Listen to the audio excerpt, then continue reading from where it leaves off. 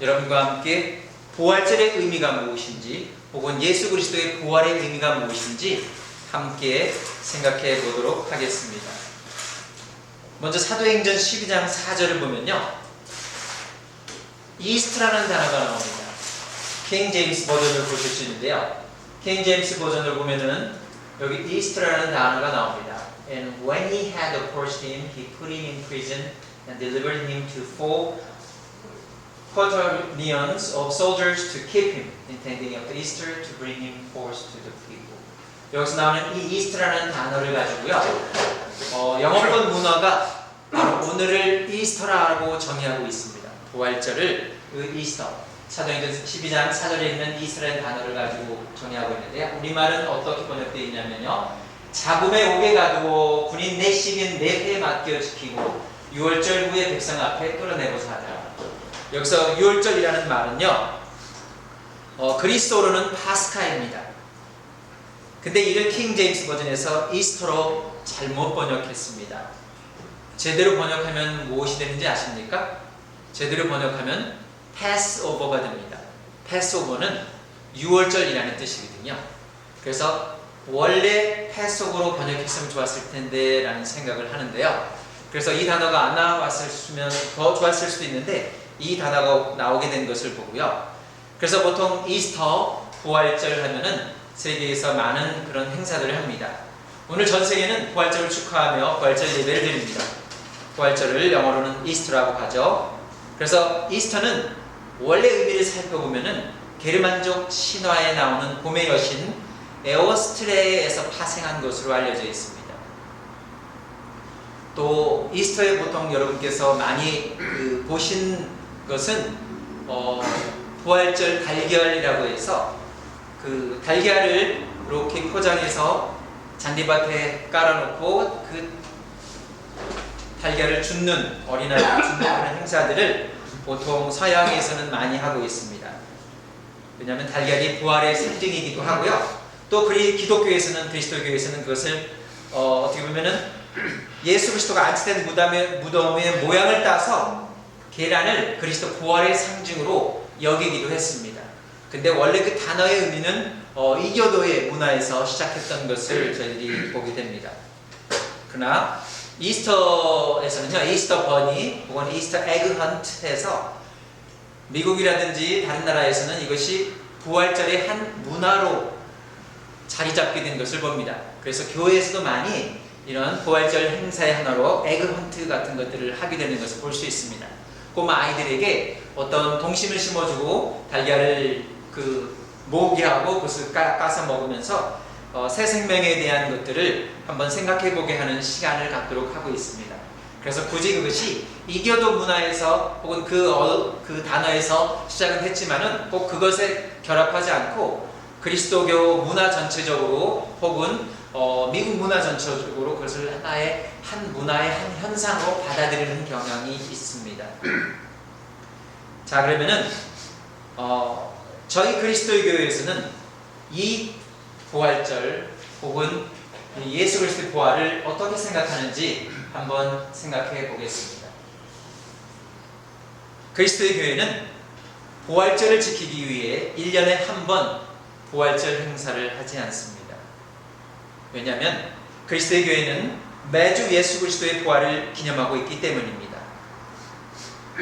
사도행전 20장 7절과 고린도전서 16장 1, 2절을 보시면 주의 첫날에 그리스도인들이 함께 모인 것을 보실 수 있고요, 또 주의 만찬을 통해서 주의 첫날에 예수 그리스도의 부활을 기념하는 것을 볼 수 있습니다. 사도행전 20장 7절입니다.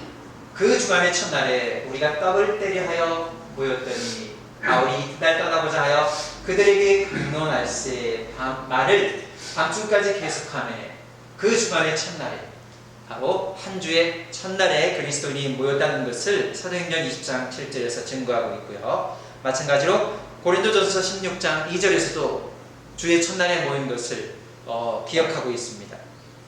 또 요한복음 20장 1절에서는요, 안식 후 첫날 예수님께서 부활하셨다는 사실을 기록하고 있습니다. 안식 후 첫날 일찍이 아직 어두울 때에 막달라 마리아가 무덤에 와서 돌이 무덤에서 옮겨진 것을 보고 바로 안식 후 첫날에 예수님께서 무덤에 안 계셨고요. 그 예수님께서 안치됐던 그 무덤은 커다란 돌로 이렇게 굴려가지고 막아놨는데 그게 열려 있었습니다. 그래서 빈 무덤이 된 것을 저희가 볼 수 있었는데요. 이렇게 전 세계 그리스도인은 주님께서 부활하신 일요일, 주일에 주님을 기념합니다. 마찬가지로 그리스도의 교회에서는 주의 만찬을 통해서 예수 그리스도의 부활을 기념하는 것을 볼 수 있습니다. 저희가 복음의 요체라고 생각할 수 있는 것이 바로 고린도전서 15장 3절과 4절입니다. 이곳에서도 복음은 반드시 예수 그리스도의 부활을 언급하고 있다는 사실입니다. 주의 만찬은 우리 죄를 위하여 그리스도께서 십자가에서 돌아가시고 장사 진행받으셨다가 성경대로 사흘 만에 다시 살아나신 사건을 기념하는 것입니다. 복음의 요체이지요. 고린도전서 11장에서 바울은 주의 만찬을 할 때 세 가지 중요한 점을 상기시킵니다. 주님을 기념하고 오실 때까지 전도하고 자신을 성천하는 세 가지 개념입니다. 다시 한번 말씀드리면요. 주의 만찬이라는 것은 주님을 기념하고 주님께서 오실 때까지 주님을 전도하는 것이고 자기 자신을 뒤돌아보는 그러한 세 가지 개념을 갖고 있습니다. 이것이 바로 이 복음, 이것을 기억하게 하는 것인데요. 복음의 요체. 바로 바울이 말합니다. 내가 받은 것을 먼저 너에게 전하였느니 이는 성경대로 그리스도께서 우리 죄를 위하여 죽으시고 장사 지내받으셨다가 성경대로 사흘 만에 다시 살아나사. 그리스도께서 돌아가신 것은 우리들의 죄를 위한 것이라고 성경은 분명히 말하고 있고요. 성경은 구약에서 누누이 선지자들을 통하여 예수 그리스도께서 우리들의 죄를 위하여 돌아가실 것을 말하고 있고요. 또 제도를 통해서 누군가가 희생이 있고 피를 흘려야지 죄사함이 있다는 것을 분명히 가르쳐주고 그 결국의 피가 예수 그리스도라는 것을 구약은 모두 한 방향으로 예수 그리스도라고 가르치고 있다는 사실을 우리들은 기억하고 있습니다. 그래서 그리스도의 부활의 의미를 5가지 생각해 보겠는데요. 그 첫 번째는 이것입니다. 바로 예수 그리스도께서 능력으로 부활하셔서 하나님의 아들로 선포되셨다라고 성경은 분명히 언급하고 있다는 사실입니다. 이 복음은 하나님이 선지자들을 통하여 그의 아들에 관하여 성경에 미리 약속하신 것이다. 성경에 제일 처음에 복음을 통하여 약속하신 그 최초의 성경 구절이 어딘지 혹시 아십니까? 맨 처음에 적어도 여자의 후손이 뱀의 머리를 상하게 할 것이다 라고 하는 창세기 3장 15절의 말씀을 보통 학자들은 첫 번째 복음이다 라고 말하는 것을 볼 수 있습니다. 왜냐하면 하나님께서 죄 지은 사람들에게 벌을 주시면서 또 그 뱀에게 이브에게 말씀하시면서 여자의 후손이 내 머리를 상하게 할 것이다 라고 말하고 있고요. 너는 그의 발꿈치를 다치게 할 것이다 라고 말하는 것을 볼 때 적어도 여자의 후손, 성경에서는 그 여자의 후손을 갈라디아에서 바로 여자에게서 나시고 태어나신 예수 그리스도를 언급하고 있는 것을 볼 수 있습니다. 그래서 누누이 창세기부터 성경을 통해서 성경에 관해서 하나님께서 그의 아들에 관하여 미리 약속하신 것입니다. 그 약속은 여자의 후손으로 나올 것이며 바로 뱀의 머리를 크게 밟을 것이다, 깨트릴 것이다 라고 말하고 있습니다. 그의 아들에 관하여 말하면 육신으로는 다윗의 혈통에서 나셨고 성결의 영으로는 죽은 자들 가운데서 부활하사 능력으로 하나님의 아들로 선포되셨으니 곧 우리 주 예수 그리스도시니라. 그리스도께서 부활하셨다는 것은요, 바로 죽으신 줄만 알았던 예수께서 다시 땅속에 묻히셨다가 사흘 만에 부활하셨는데 그 부활하신 것이 예수 그리스도의 하나님의 능력을 나타내는 것이고 하나님 아버지께서 예수가 바로 그리스도라는 것을 선포하는 것이나 다름없다라고 분명히 말하고 있다는 사실입니다. 이렇게 첫 번째로 예수께서 부활하셨다는 것은 이사야서에서 사신 것뿐만 아니라 죽으셨고 또 돌아가셨다가 다시 살아나셔서 제자들에게 또한 400인에게 500인에게 많은 제자들에게 보였다는 사실을 분명히 성경에서 말하고 있다는 사실입니다. 그리고 예수님 당신께서도 분명히 자기 자신이 어떤 분이라는지 설명하고 있습니다. 나는 부활이요 생명이니 나를 믿는 자는 죽어도 살겠고 무릇 살아서 나를 믿는 자는 영원히 죽지 아니하리니 이것을 내가 믿느냐. 마르다와 대화를 통해서 예수님께서는 당신께서 누구신지 분명히 말씀하십니다. 그러나 그 상황에서 마르다는 누굽니까? 그 오빠가 지금 나사로가 죽은 상황입니다. 그럼에도 불구하고 이 마르다는 예수님께서 어떠한 분이신지 고백하는 것을 보게 됩니다.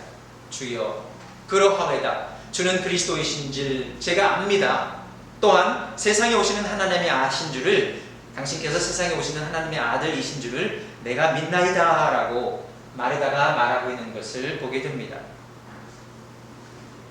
그리스도의 부활의 의미를 예수님께서 스스로 당신께서 말씀하신 것뿐만 아니라 예수 그리스도의 수제자인 베드로도 마찬가지로 그리스도의 부활의 의미를 이렇게 설명하고 있는데요. 두 번째입니다. 예수님께서 하나님의 아들이신 것뿐만 아니라 예수님께서 부활하셨다는 것은 바로 성령을 주신 것이 예수님께서 부활하신 것을 증명하는 것이다 라고 베드로는 설명을 하고 있습니다. 오순절날이요. 예수님께서 돌아가시고 부활하시고 40일 동안 계셨고 몇 날 며칠이 못되어 너희들이 성령을 받을 것이다. 권능을 받을 것이다. 그러면은 내 이름으로 너희들이 땅끝까지 나의 증인이 될 것이다 라고 말하고 있는 것을 보는데요. 그 자리에 계속 있게 됩니다. 그것이 아마 예루살렘이었을 것이고요. 예루살렘 혹은 예루살렘 중에서도 성전이었지 않았을까라고 생각을 합니다. 베드로가 그곳에서 함께 모이는 성전의 뜰에서 아마 얘기했을 수도 있겠죠. 형제들아, 내가 조상 다윗에 대하여 담대히 말할 수 있는 다윗이 죽어 장사되어 그 묘가 오늘까지 우리 중에 있도다. 그는 선지자, 다윗을 선지자라고 부르고 있는 겁니다. 하나님이 이미 맹세하사 그 자손 중에서 한 사람을 그 위에 앉게 하려 하심을 알고, 무슨 말이냐면 이 위는 왕위를 말하는데 다윗의 왕입니다. 누가복음에서도 가브리엘이 바로 가브리엘 천사가 가브리엘 천사가 마리아에게 얘기하고 있는 것을 보죠. 저가 큰 자가 되고 다윗의 위에, 다윗의 왕위에 앉으리니 그가 영원히 세상을 통치할 것이다 라고 말하고 있습니다. 그 위는 다윗의 후손 중에 한 사람이 왕이 될 것이라는 것을 말하는 것입니다. 그래서 다윗도 그렇게 예언을 했다, 선지자로서 예언했다라고 말하는데요. 그분이 누구냐면 미리 본고로 그리스도의 부활을 말하되 그가 음부의 보림이 되지 않고 그의 육신이 썩음을 당하지 아니하리라는 것을 바로 성경을 통해서 예언한 것이고요.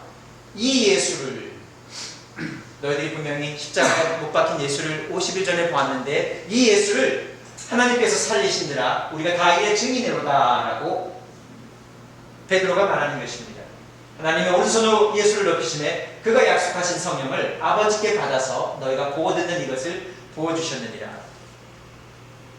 예수 그리스도는 부활하신 것뿐만 아니라 하늘로 승천하셔서 하나님 아버지로부터 성령을 받아서 그 성령을 우리들에게 부어주셨는데, 오순절날 부어주셨는데, 너희들이 지금 보고 있는, 내가 지금 말하고 있는 이 말이 너희들의 원래의 언어로 동식 통역돼서 들리는 이것은 바로 성령의 능력이다라고 베드로가 말하고 있는 것입니다.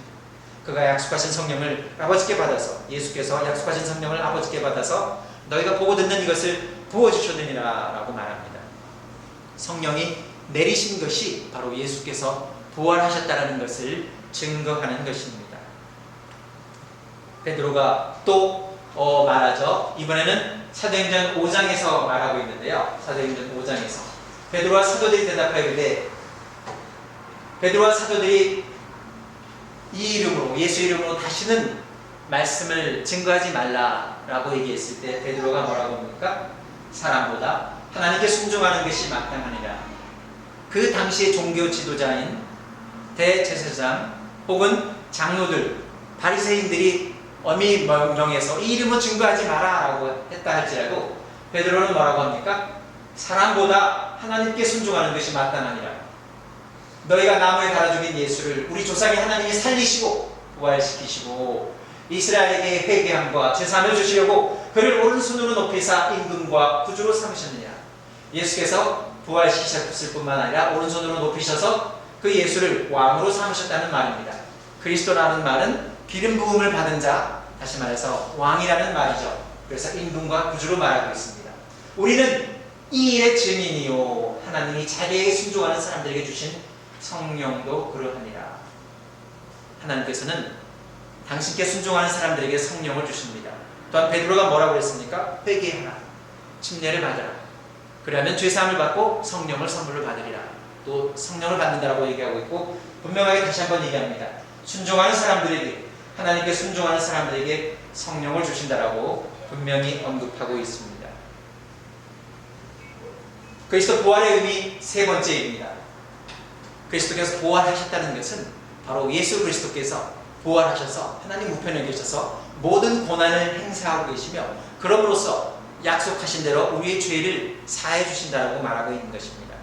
다시 한번 돌아가세요. 오순절날 베드로의 설교를 다시 한번 돌아가면서 사도행전 2장의 말씀을 보겠는데요.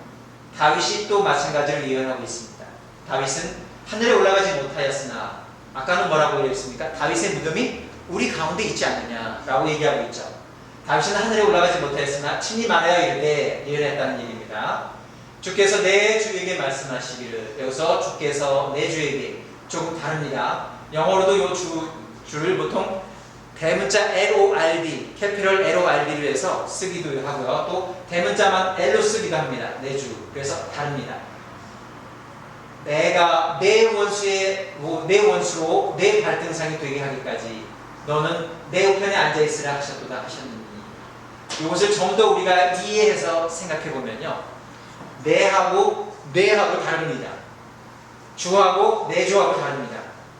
성경을 이해하는, 오늘날 이해하는 입장으로 생각하면 하나님 아버지와 예수 그리스도가 다르다는 말로 볼 수 있고요. 하나님 아버지께서 직접 말씀하시는 것을 볼 수 있고요. 여기서 나는 하나님 아버지시고요. 그래서 캐피럴 LORD라고 볼 수 있겠고요. 내가 내 원수로, 그리스도의 원수로 내 발등상, 예수 그리스도의 발등상이 되게 하기까지 너는, 예수 그리스도는 내 우편, 아버지의 우편에 앉아있으라 하셨도다.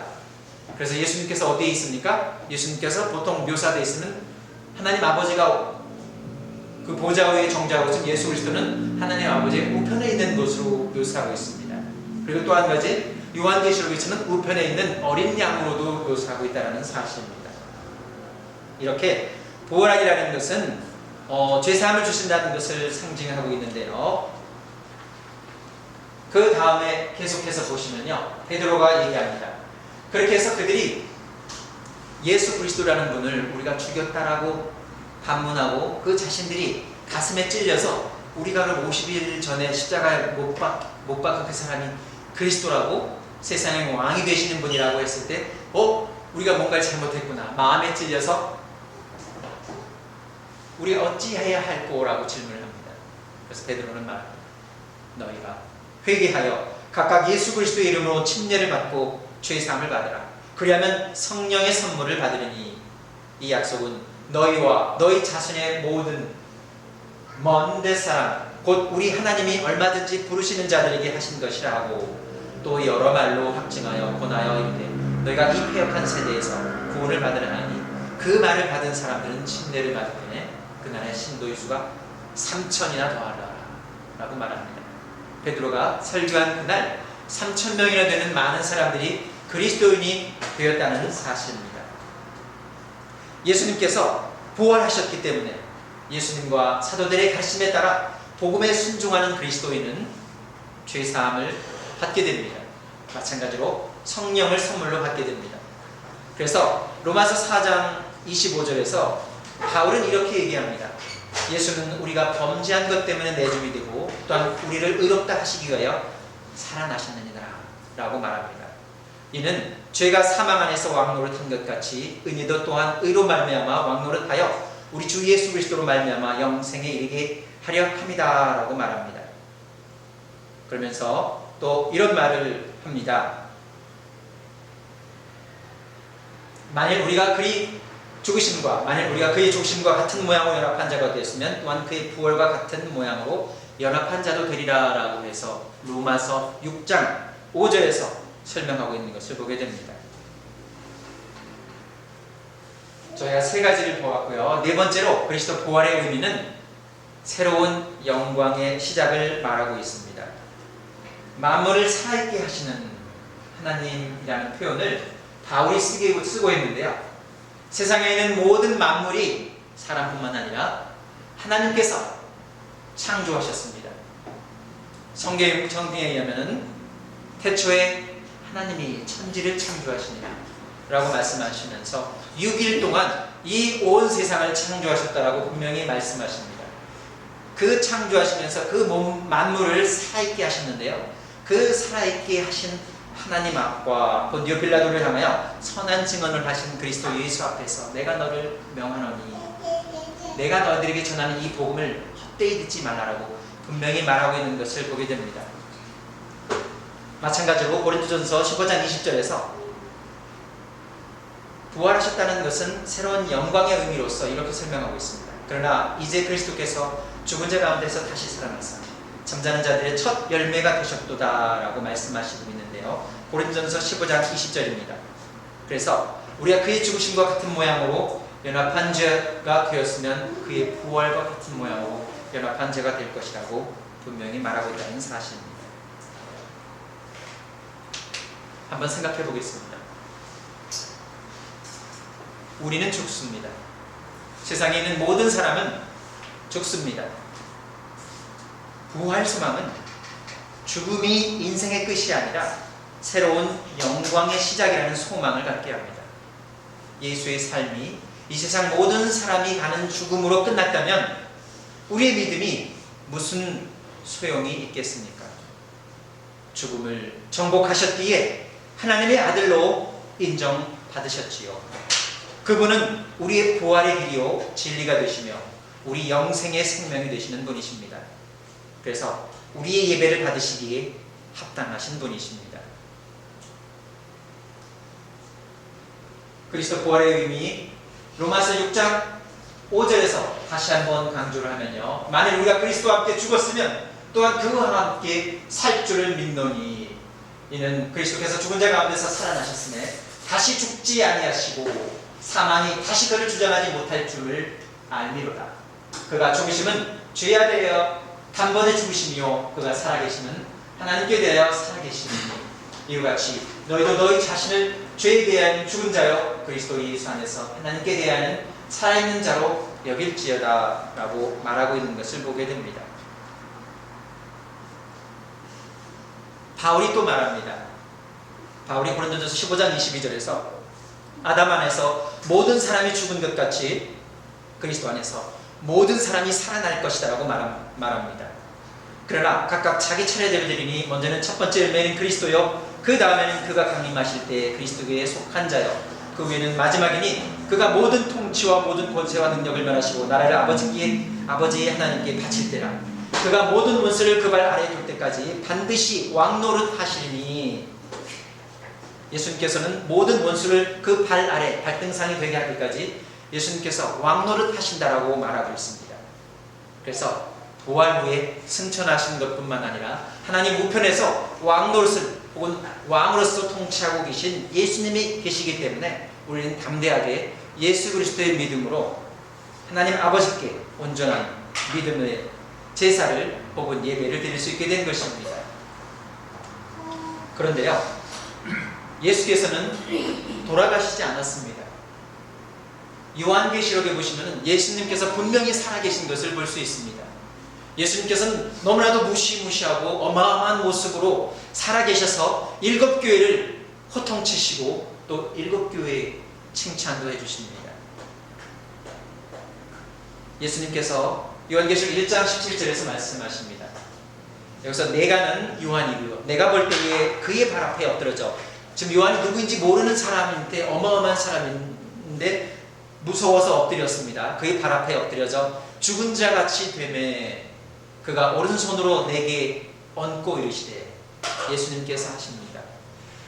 두려워하지 말라. 나는 처음이요 마지막이 곧 살아있는 자라. 내가 전에 죽었었노라. 볼지어다 이제 세세토록 살아있어 사망과 음부의 열쇠를 가졌노니. 예수님께서 세세토록 살아계시기 때문에 우리의 대제사장이 되는 것입니다. 구약에서의 제사장은 뭡니까? 그 사람들은 아무리 길게 살아 110년 살다가 죽을 사람들입니다.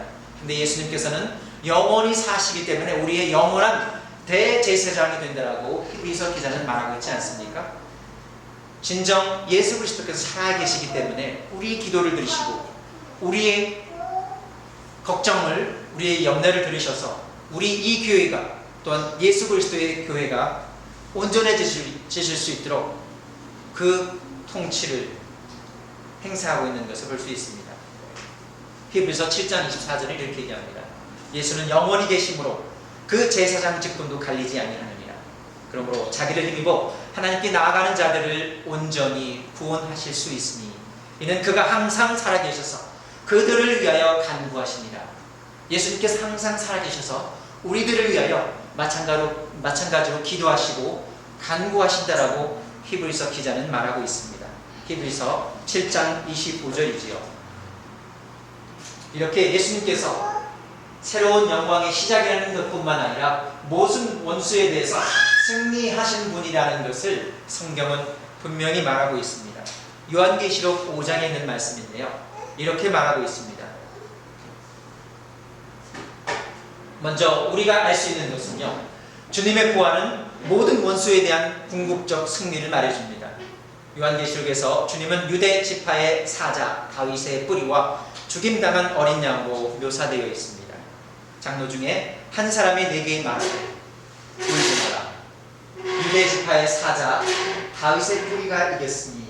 다윗의 뿌리는 다윗 왕이라고 아까 말씀드렸죠. 그와 마찬가지 다윗의 후손 중 혹은 여자의 후손이 이겼으니 그 두루마리와 7인을 떼시리라 하더라. 내가 또 보니 보좌와 네 생물과 장로들 사이에 한 어린 양이 서 있는데 일찍이 죽임을 당한 것 같더라.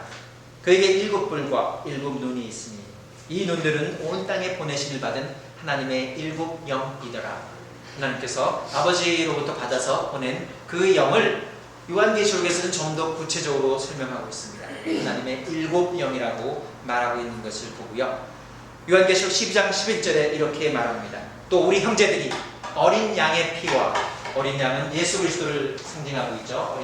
예수 그리스도께서 왕이 되신 분, 어린 양의 피와 자기들이 증언하는 말씀으로써, 어린 양의 피와 자기들이 증언하는 말씀으로써 그를 이겼으니, 바로 세상을, 마귀를, 악마를 이겼으니 그들은 죽기까지, 바로 여기서 우리 형제들은 죽기까지 자기들의 생명을 아끼지 아니하였도다.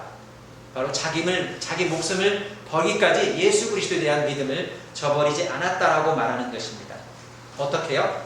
바로 예수 그리스도의 피와 또 자기들이 증언하는 말씀으로써 세상을 이겼기 때문입니다. 이렇게 성경에서 예수 그리스도께서 부활하신 것은 큰 의미를 가지고 있다고 말하고 있습니다. 예수님께서 부활하셨기 때문에 이 예수님께서 누웠던 이 무덤은 비었고요. 또 예수님께서 하신 말씀, 내가 부활이요 생명이라는 그 말씀을 당신께서 바로 능력으로 보여주신 것을 성경은 분명히 말합니다.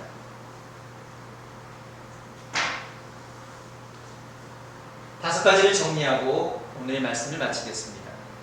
그리스도의 부활의 의미, 첫 번째는 그리스도께서 부활하셨다는 말은 능력으로 하나님의 아들임을 선포하셨다는 것이며, 부활하셔서 이 땅에 계신 것뿐만 뿐만 아니라 승천하셔서 하나님 우편에 가셔서 하나님으로부터 성령을 받아서 우리에게 주셨고요. 또 그러함으로써 죄사함을 예루살렘으로부터 온 땅 끝까지 전하는 일이 시작되었고요. 그렇게 해서 침례를 받고 다시 나오게 된 분은 새 삶을 살게 되고 새로운 영광 가운데, 예수 그리스도께서 받으신 영광 가운데 함께 그 영광을 누리게 되고요. 또 그리스도와 함께 모든 원수에 대한 승리를 이루게 됩니다. 이것이 바로 예수 그리스도께서 부활하신 부활의 의미라고 볼 수 있습니다.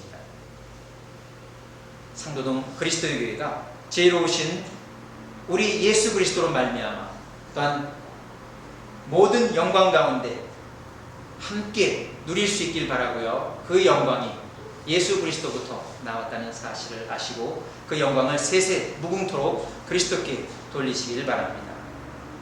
감사합니다.